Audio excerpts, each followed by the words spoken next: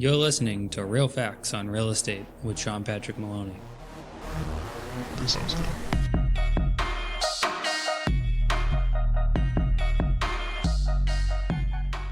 Welcome to episode 23, Time Management in Real Estate. I'm your host, Sean Patrick Maloney. Thanks for joining me this week. Time management is important in every business, no matter what business you're in, because at the end of the day, we all have the same amount of time. It's just a matter of what we do with it that really makes a difference in our life. Everybody has the same 168 hours a week, which if they're sleeping 8 hours a night, it's 56 hours of sleep. Working out on the regular, probably 5 hours to work out, and then another 14 hours spent either cooking or eating. So that leaves us with 93 hours left in the week to decide what we're going to do with them, whether we're going to take time off, whether we're going to spend time at work. I know forever everyone has been taught that there's a 40-hour work week. I actually wrote a blog a long while back called The 40-Hour Myth, just talking about how unrealistic a 40-hour work week is, and also how unrealistic it is to have of expectations on your life where you're going to feel like a failure if you're only working 40 hours a week because you're never going to get to the places you want to get to. And usually when you're working 40 hours a week, you're working marginally maybe somewhere in the realm of like 30 of them, because between taking extra time off to take breaks, taking time off at the beginning and end of the day to get started and finished, when you look at it, you're really not working that much, and you're also usually not working that hard. I know people all complain about being tired and all these things, but if they looked at their actual life, their workouts, their food, their sleep habits, it's all shit, and it's not really their job that's killing them. It's themselves killing themselves to get to work on time, but it isn't really work's getting them up early. It's really just they're getting up late. So obviously, in our industry, real estate, we spend quite a bit of time working. It's actually an industry where I tell people all the time, your best bet is to get used to taking random time off instead of thinking, okay, I'm going to be Monday through Friday, 9 to 5. Just really having an open schedule where on a Tuesday afternoon you decide to take some time off because on Sunday afternoon you may have some showings or you may have some clients that need you to work on their file or whatever you got going on for your real estate business. But at the end of the day, most commonly in real estate, our clients want to work after standard hours, meaning that we're going to have to work after hours, which shouldn't be a big deal in your mind, but a lot of people let it be. So one of the first concepts I want to talk about is time blocking. If you're unfamiliar with what time blocking is, it's where you actually take a specific set of times and you set them to do a specific set of tasks. Where this really comes in big is in any real estate business, the most important thing to be doing is lead generating. And unfortunately, far too often, everybody in the real estate industry tries to deal with the clients that are right in front of them right then, and they don't worry about getting more clients during those times because they think I'm trying to help my existing clients, which just leads to a cyclical cycle where constantly the person is going from a ton of deals going to no deals going to a ton of deals going to no deals going, and it's because they're not time blocking off their time in order to make sure they're doing the right thing. So when you're doing time blocking, you really want to lock in some of the more important tasks to the day, which would be lead generation, follow-up calls, marketing, sales, existing client retention, and then working your circle of influence. So you definitely want to include those in your week. You don't need to be doing everyone every day, but you should definitely be doing some sort of lead generating behaviors every single day and at least 2 to 3 hours a day. I know that sounds like a lot to a lot of people, but honestly, if you're not doing it, it's the reason you're not a top performing agent. I hate to say it the way it is, but it's the truth. Look at your habits and look at what you're doing and look at your results. Failure to change is accepting the fact that you're going to fail forever. You just really need to get in there and do those things like the time blocking. And when you're doing time blocking, the thing about it is to make it actually work is you actually have to follow it. So a lot of people say I do time blocking, but then their phone rings and they pick up the phone and they sidetrack and they say, well, I had to deal with that. You have to get into a lifestyle and a habit where your time blocking is regimented, because we've gone over in the past and we've talked about multitasking. There is no such thing. When you're flipping back and forth from one task to another, there's a ton of lag time down the middle. There's a ton of wasted time. And then a lot of times you take the phone calls over the important thing you're doing. Everybody always does the same thing. We all look at what work sucks the most and we try to avoid it the hardest. And the reality is some of the things when it comes to lead generation and lead conversion, they're really challenging mentally to stay focused on, but the focus pays off when you are doing it. So just make sure when you are doing time blocking that your phone, your Facebook, your social medias, all the other things are out of the way, which segues me right into the next subject, which is social media time. Social media time needs to be productive. Far too often people are on there watching funny stories, looking at cute kittens, and doing all sorts of stuff, which don't get me wrong, it's great, but that needs to be your socialization time. That needs to be your off time. You need to look at that no different than you would look at, I can't go swimming right now, or I can't go to the beach, or I can't do this. You can't do that crap at work. You can't be sitting there reading and sniffing into other people's lives and trying to be a busybody and find out these things. If you're on social media, you need to look at your return on investment. You need to look at what you're actually doing and what it's returning. Because if you're sitting on there supposedly working and making all these posts, if nothing's coming from it, then you need to stop and think about, what am I doing wrong? And how do I take my time while I'm using social media and maximize it? Some of the suggestions that I have is to do more posting on your business page and to stay away from your personal page while you're on there. Stay away from socializing with friends while you're on there, and really just focus on the business thing. One good thing is to just take your messenger and mark it as you're not available. That'll slow down the amount of overall inbox type items you're getting from other people. I know in regular jobs where you're not commission-based paid, it's common to just sit there and waste time. And I think that that's where this comes from. I think it comes from the mentality of office-based time where, you're trying to figure out how to make 40 hours work for the week and just try to make it work for you. Remember, everyone in real estate, we're working on commission. So going in and wasting time, it's literally just wasting your own efforts. So we want to think about everything on terms of return on investment. Return on investment is a commonly used term where we're looking directly at how much we spend on marketing versus how much we get out of it. But in your return on investment strategies and equations, you really need to take in how much time did it take me to do this and how much money do I earn per hour. And look at these return on investments, because sometimes you'll find that you make way more money an hour than the person that is very, very good at what you're doing, like say putting together a mailer or doing other admin level work. And you're sitting there, you're stuffing envelopes, you're sitting there making these different things like follow-up calls, when you could have a closing coordinator, when you could have a different person like an online digital assistant, or you could have a company that you just load in the overall CSV file and they send out the mailer. You need to prioritize and look at your return on investment on everything, because in business, you're always out there re-engineering the wheel. You're going to end up putting yourself in a really tough place. And a lot of people do it. They actually invent entire strategies and systems that already exist and have been done better a million different ways, such as something like a social pilot or other things where they're going to post for you on all of your websites and all of your social medias versus you going and manually posting on every single one. But in general, you really just want to think to yourself, what does it cost me to buy this service and what is it going to give me? At the beginning, when you have no money and you have nothing going on, a lot of this is going to be like work. You're going to spend a lot more time working. But you need to front load it and really actually spend that extra time. Out of those 93 hours, maybe you dedicate 70 of them to work. I know they say, oh my God, that's so much to do. Well, don't you think that you'd like to have time off later on in life? Don't you think that you might like to have time to go golfing or the money to do so, or have the plans to take travel and things like that?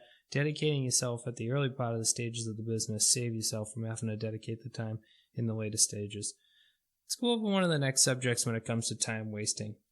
Texting and emailing. People act like it saves time all the time, but the reality is to have a long drawn-out text message conversation actually takes quite a bit of time versus making a phone call where within 14 seconds you've sent about 300 different texts if you actually did it text-wise, and you've covered the entire topic. You've also gotten past things, and you've never gone forward after talking on the phone and made a mistake, whereas in text and email, sometimes people say things and they read emotionless and you're not quite sure what it means, so you make actions and then there's reactions to those actions, such as having a home and you have a home inspection and you write an email to the agent saying this needs to be fixed instead of calling them.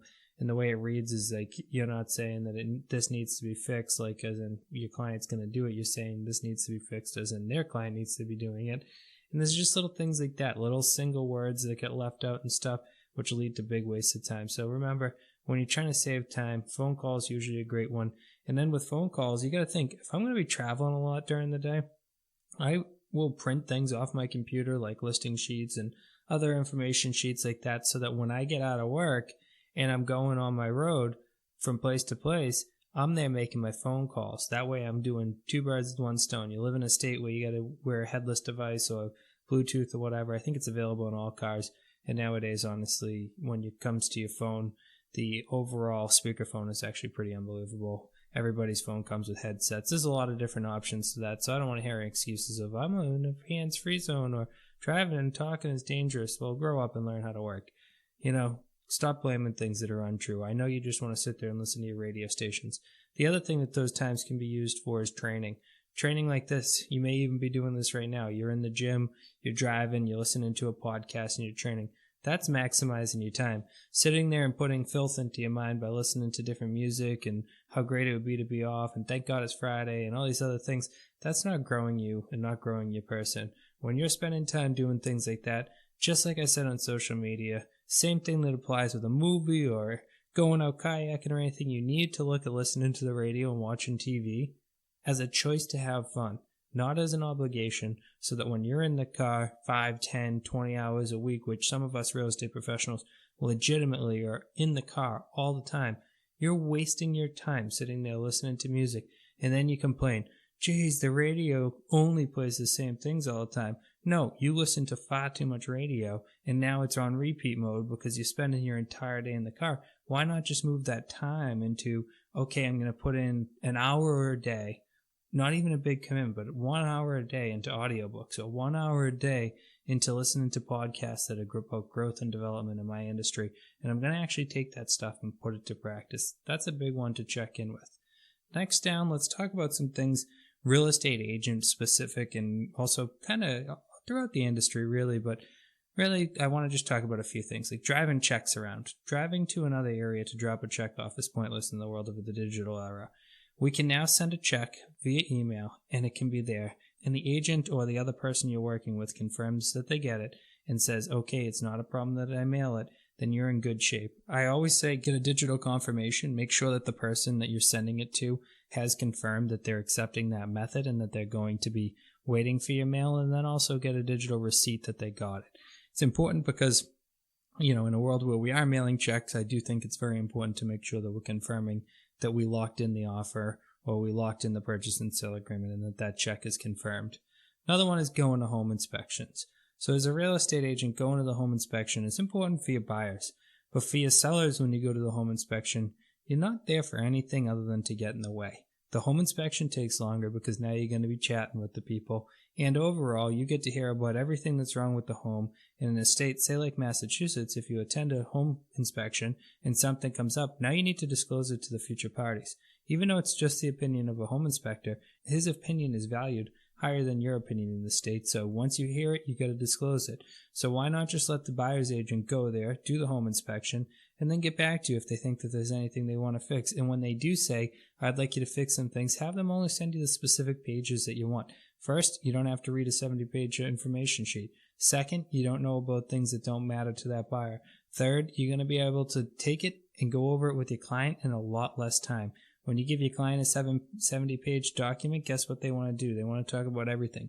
Even though the buyers are not asking you to correct it all, they want to go over, well, why is the guy's opinion on my chimney that it's in disrepair? Or why is it that he says that I have water in the basement? I don't have water in the basement. And the next thing you know, you're going down all these different avenues and you're spending all this different time with them in order to calm their expectations. And then they're like, well, what if this person falls off? And what if that? What ifs in the world are one of the biggest wastes of times. What if it didn't happen is the question when they're what if and what if. And that's the reality. As human beings, and I talked about this just a few weeks back, might even been 2 weeks ago. I was talking about the negative bias that we have in our minds and just the fact that we spend so much time. And this is the great spot to think about that. It's like we're going to spend so much time preparing for the what ifs versus the what's if we're going to the home inspection. Because when I go there, I listen and I'm like, oh my God, here's all this stuff. I can hear it coming now. But if you've never gone to that home inspection and they only sent you over a list of 3 items, would you know there was 100 things wrong? No, but by going to that home inspection, you now know there's 100 things wrong. So for the next 2 days, you're freaking yourself out, thinking. Well, guess what? When you're thinking, your mind isn't doing other things. I see people try to do this double thing, like listen to the radio and read at the same time, or all different things like that. I see it everywhere. And at the end of the day, they're fooling themselves. At one point, you're focusing on one thing. At another point, you're focusing on the other thing. And when you're bouncing back and forth, you're not focusing on anything in between. So the dangerous part of that is that you're spending so much time focused on killing the deal that the deal ends up dying because the focus is on there and the focus isn't on keeping the deal together. And the wasted time that goes by is not out there spending time making sure you're marketing the property, making sure you're chasing after things so that if it does die, you're ready to go from death back to a full-out deal and ready to accept your next offer, you're sitting there spending time worried about what could happen. Let's go to the next one, accompanied showings. Accompanied showings are just borderline rude. When you go to the showing and the person wants to go there with their buyer's agent, they don't want to have you there accompanying the show and telling them to look up when they should look down and telling them to look right when they should look left and telling them, oh, and there's brand new granite countertops, as if they can't see that there's brand new granite countertops.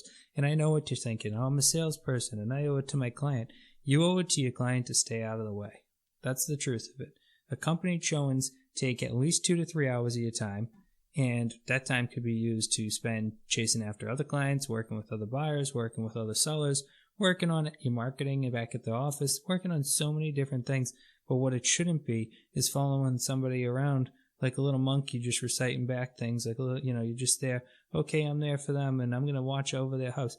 If you don't trust the people that you're setting up showings with for your clients' homes, then how do you trust working with them? You're about to work in a multi-$100,000 deal, but you're afraid they're going to steal a snow globe off the person's TV. I think if they're stealing snow globes, they're in a different industry. And don't get me wrong, you need to protect your people's things when you're inviting strangers into the home. But if you're working with industry professionals and you're not one of these hack jobs that just texts over, yeah, go ahead and don't even check that I'm actually an agent. I have that happen all the time, like where they say on the MLS listing, please text for showings. You text them, hey, this is Sean Maloney, I'd like a showing, and they just send you the lockbox to somebody else's house. Don't be that agent. That's, again, another time where you want that phone call. And again, this is saving time versus wasting time. And how is it saving time? By creating more tasks? We're saving time by making that phone call because we're not there with the cops later on when the house is missing everything. And we don't realize that by doing this text-to-type thing that we're all doing where we're just talking back and forth without checking in on things, we're avoiding issues. But again, accompanied showings, huge waste of time. You're going to spend a ton of time driving back and forth, and chances are you're actually going to lower your offer ratio. Another one that's great as a real estate agent, and actually really throughout the entire real estate industry and all industries alike, is digital signing. Digital signing is great because you don't actually physically have to go get the signatures anymore. But one of the things I'm going to warn you is it leads to robo-signing. Robo-signing is when a person just goes and they just robotically sign and they don't actually read the document. If you noticed when you're in .loop, DocuSign, or any of these other ones, it immediately, once you click get ready to sign, it actually jumps the whole entire thing right to the signature paragraph. And when you hit enter, it takes you right to the next one. There's been lawsuits in time about this because of the fact that the person said they never felt like they had the right to read over the document. Explain to your clients how they do it. How if they go in and before they hit let's sign, they can read it. Also explain to them they're going to get copies and explain the documents to them. Don't just send them to them and say just sign, because you're going to find that they're going to not read any of it. And this can be a long-term problem for you in time management. This could be one of those things where, geez, but Sean, I told you so long ago that XYZ, and you're like, no, you didn't. It says right here in the contract that happened. And they're like, oh, I never even read it. I'm sorry. I didn't realize that you thought that I was going to keep the TV and everything, and I told you that I wasn't going to. And now you're sitting there arguing with another agent about a TV that through method of annexation was screwed to the wall, should have come with the house. Seller didn't know because when you went over everything, you sent over a listing agreement digitally, and on the exclusions line, they thought it meant like excluding things that, like the countertops or something like that. But the reality was it's supposed to be things within the house that maybe assumed to be there are excluded. So with digital signing, save the time, but also make sure you take the time to spend the proper time explaining over contracts. And always, always, always say to the client, please, I know that I'm a professional. I understand what I'm doing, and I understand your best interest, but please proofread everything that goes out through me, because God forbid I made a mistake. I don't want the mistake to be on all of us. I would love for you to proofread what I've sent over today and let me know if you have any questions whatsoever. That way there you're covered. They can't possibly say you put something in wrong. They can't say you did it wrong. You can sit there and wait. It doesn't take that long, but the good thing is you don't actually have to drive to them. You don't have to go meet with them to get that. The next one down let's talk about is doing everything. And again, it's a jack of all trades mentality. I'm going to put in the sign. I'm going to do my own photography and all this stuff. When we're talking, you only have those 93 hours, and you're talking working 70 or working 40 or whatever you're working, and you talk about doing something like photography. A lot of agents go, well, I can just go over there and I can just poke a couple pictures out with my cell phone. Yeah, if you want your listing to look like shit, you can do that. And the reality is to do actual photography is not just taking the photo, it's coming back and putting it through filters and putting it through the rendering and making sure that the photos are the right size and making sure that the color schemes are right and making sure that it's not over or underexposed and just doing the overall editing of it. Just like installing your signs. Installing your signs isn't just putting a sign up and down, it's making sure it's properly stored in between, it's hanging it up on the shelves, it's getting it ordered, it's all the different things that go into putting in a sign. It's not as simple as just go and put in the sign. It's a huge waste of time. There's companies out there such as Sugar Mountain and a lot of other ones that'll go out there and put your sign in right there for you and totally save you a bunch of time. Same thing with, there's a lot of programs out there that you can use, computer programs, when it comes to editing, when it comes to making photos, videos, all these things. Get used to using tooling and get used to the return on investment mentality. If it's going to cost you an hour of your time and you're going to save $50 to put up a sign, are you worth $50 an hour? That's a question you have to ask yourself. Of course, getting off the ground when you got no money, time is money, money is time, vice versa, big bang, boom. You're there, you got to make sure that you're paying attention to that because of the fact that if you spend too much time on other things, you'll never have time to grow. And eventually you'll say, yeah, but I'm doing it all myself. And then take a look at your numbers. Look at how quickly they're growing. The last one that I want to bring up today really quickly, and we'll go over this at another point in another podcast all the way, but don't be afraid to outsource and hire into you. Make sure that when you're ready, you're building the business to grow. In the field of dreams, they say if you build it, they will come. That statement is very true when it comes to business. You can't always say, I'll build it when they come. You can't always say, when people show up, I'll get more going on. Sometimes you're at a limiting factor you don't realize that you're at. Usually somewhere between 4 and 7 million in sales in real estate is a point in a life where a lot of people get so busy that they don't feel like they can take on anymore. That's when time management becomes even more important, and that's when it's almost time to start hiring another person, whether it be a showing agent or an admin, that can take you to that next level and save you time. I look forward to talking to you guys next week. Thanks so much for listening to the podcast. If you have any ideas for future episodes, please reach out to me directly through PM, DM, email, text, whatever works. Make sure you go on Facebook, follow the group Real Facts on Real Estate. It's going to be a really great group, all free training, lots of free events. Make sure you're there, check out the interviews, watch the live videos, watch the other videos, and make sure to contribute. Invite some friends. Talk to you next week. Thank you all. Have a great day.